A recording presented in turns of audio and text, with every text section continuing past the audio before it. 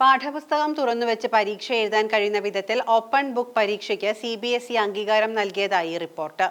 2026-27 അധ്യയന വർഷം മുതൽ 9ാം ക്ലാസ്സിൽ ഈ രീതി പ്രാബല്യത്തിൽ വരുമെന്ന് central board of secondary education തീരുമാനിച്ചതായി ദേശീയ മാധ്യമങ്ങൾ റിപ്പോർട്ട് ചെയ്തു.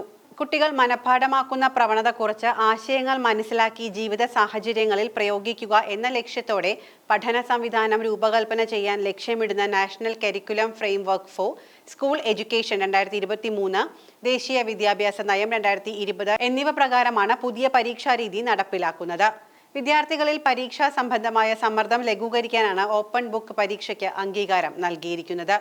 ഭാഷ, ഗണിതം, ശാസ്ത്രം, സാമൂഹിക ശാസ്ത്രം തുടങ്ങിയ പ്രധാന വിഷയങ്ങൾക്ക് ഓപ്പൺ ബുക്ക് പരീക്ഷ അനുവദിക്കും.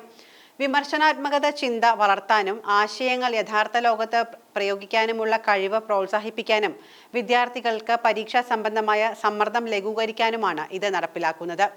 2023 CBSE പാഠ്യപദ്ധതി സമിതി ഈ ആശയം ആദ്യമായി വിലയിരുത്തിയിരുന്നു. ഇതിന്റെ പ്രായോഗികത വിലയിരുത്തുന്നതിനായി ബോർഡ് തെരഞ്ഞെടുത്ത സ്കൂളുകളിൽ ഇതിന്റെ അടിസ്ഥാനത്തിൽ പൈലറ്റ് പ്രോജക്റ്റ് നടത്തി. 9-10 ക്ലാസുകളിൽ ഇംഗ്ലീഷ്, ഗണിതം, ശാസ്ത്രം എന്നീ വിഷയങ്ങളിലും 11-12 ക്ലാസുകളിൽ ഇംഗ്ലീഷ്, ഗണിതം, ബയോളജി എന്നീ വിഷയങ്ങളിലുമാണ് പരീക്ഷിച്ചത്. പല വിദ്യാർത്ഥികൾക്കും റഫറൻസ് മെറ്റീരിയലുകൾ ഫലപ്രദമായി പ്രയോഗിക്കാനും വിവിധ വിഷയങ്ങളെ ബന്ധിപ്പിക്കുന്ന ആശയങ്ങൾ മനസ്സിലാക്കാനും കഴിഞ്ഞില്ല. എങ്കിലും ചിന്താശേഷി വർദ്ധിപ്പിക്കുന്നതിനുള്ള ഈ സംവിധാനത്തിന്റെ സാധ്യതകൾ അധ്യാപകർ മുന്നിൽ കണ്ടിരുന്നു.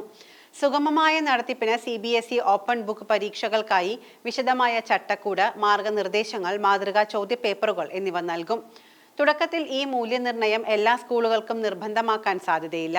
സ്കൂളുകൾക്ക് തീരുമാനിക്കാനുള്ള സ്വാതന്ത്ര്യം നൽകും. 2014-15 2016-17 ഇടയിൽ 9-11 ക്ലാസുകളിൽ ഓപ്പൺ ടെക്സ്റ്റ് പരീക്ഷ നടത്തിയിരുന്നു.